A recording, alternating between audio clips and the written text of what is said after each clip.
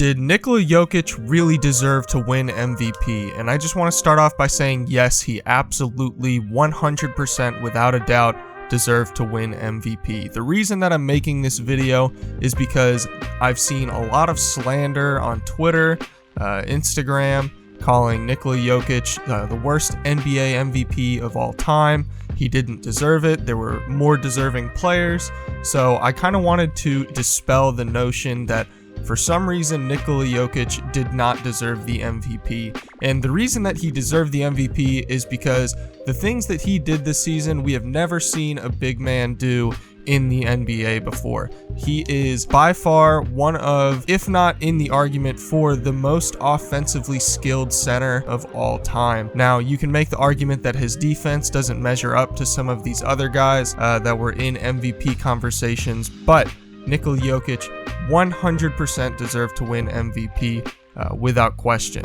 And I want to get into some of the numbers for Nikola Jokic so we can truly wrap our heads around why he deserved to win this year. Before we get into it, if you're new to the channel, I'm posting NBA content almost every single day. So if you're an NBA fan, please consider subscribing if you enjoy the video, leave a like on the video, and let's get into it. So for this season, Nikola Jokic averaged 26 points, 11 rebounds, and 8 assists. He shot 56% from the field, 39% from 3, and 87% from the free throw line. Basically averaging a triple-double as a center. I think everyone needs to truly wrap their heads around how wild that is. For a center to be playmaking the way Jokic is completely unheard of. To be averaging almost 10 assists by a big man is something that has pretty much never been done before. We've never seen it. Some more numbers I want to look at for Nikola Jokic that jump off the page. So this season, Nikola Jokic was top 10 in rebounds, top 10 in assists per game, top 15 in field goal percentage, top 15 in true shot percentage. He was number 1 in field goals made this year. He was number 3 in minutes played. He was top 15 in minutes per game. He had the highest player efficiency rating in the NBA with 31.3. He beat guys like Joel Embiid, Steph Curry, Kawhi Leonard, Damian Lillard, Luka Doncic, James Harden, LeBron James. He was number 1 with 31.3. He was also number 1 in win shares, number 1 in offensive win shares per 48 minutes, number 1 in box plus minus, number 1 in offensive box plus minus, and number 1 in value over replacement player. So as you can see just from looking at the numbers, Nikola Jokic was very, very, very good this year. A lot of people want to take the MVP award and see who's averaging the most points. They want to see who is getting the most highlight plays on one of the better teams. But I think the context of this award is really important when looking at reasons why Nikola Jokic deserved to win this year. Obviously, one of the big reasons is he was playing without Jamal Murray for a large chunk of the season.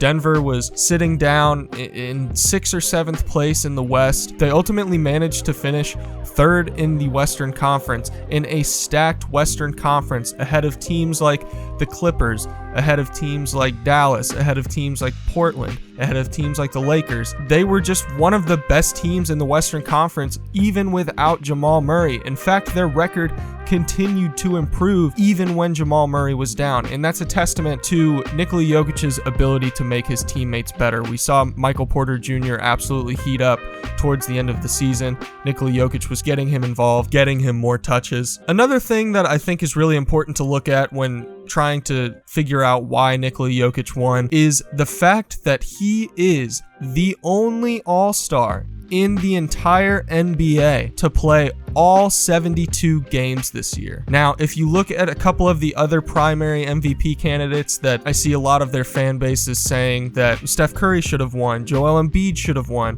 Nikola Jokic didn't really deserve it. Nikola Jokic played 72 games. Steph Curry played 63 games. Joel Embiid only played 51 games. Now, Steph Curry has more of a case here in terms of games played because he only missed 9 games for the entire season. But Joel Embiid missing 21 games, that, in my opinion, you cannot miss 21 games and still win the MVP award. I will add that Joel Embiid was my MVP pick prior to his injury. He looked absolutely unstoppable. The 76ers looked completely dominant. Unfortunately, when you miss 21 games of the season, it's really hard to justify still having you as the #1 pick for MVP. Nikola Jokic played all 72 games, dealt with no injuries, and was able to maintain a healthy level of play throughout the entire season. So I think it's really easy for fans to get their blinders on and try to take away from what Nikola Jokic was able to do this year. Calling him the worst MVP in NBA history is absolutely wild, considering some of the players that have won MVP in the past. And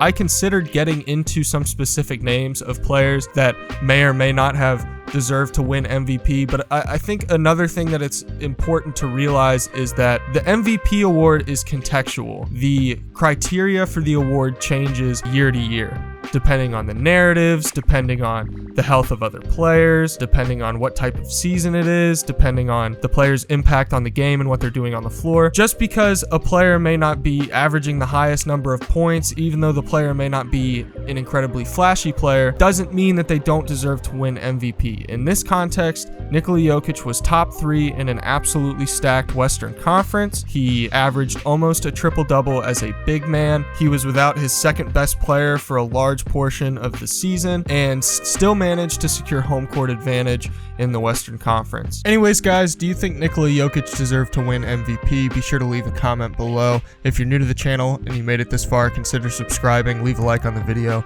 and I will see you guys in the next one.